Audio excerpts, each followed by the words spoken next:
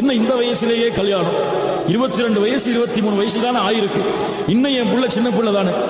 28 30 வயசு வந்த பிறகுதான் என் பிள்ளைக்கு நல்ல மெச்சூரிட்டி வரும். என் புள்ள ஒரு தரத்துக்கு வருவான்.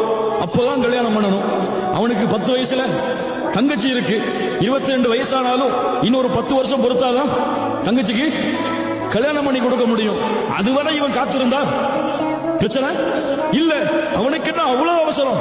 இருக்கட்டுமே கல்யாணம் முடிக்காமன்னு சொல்லிதான் இல்ல மஷா அல்லாஹ் என்னுடைய பெற்றோர்களுடைய எல்லா பெற்றோர்களும் இல்ல மஷா அல்லாஹ் அல்லாஹ் பாதுகாத்தவர்களை தவிர எல்லோரின் முடிவும் இதுதான். அப்படிதானே? வீட்டுல மாடி கட்ட வேண்டியிருக்கு, தங்கச்சிக்கு கல்யாணம் பண்ணி கொடுக்க வேண்டியிருக்கு, அவனுக்கு மேல அக்கா இருக்கிறாங்க அல்லது அவனுக்கு கீழே 3 தம்பிங்க இருக்கிறாங்க, அவங்களுக்கு படிப்பு செலவு இருக்கு.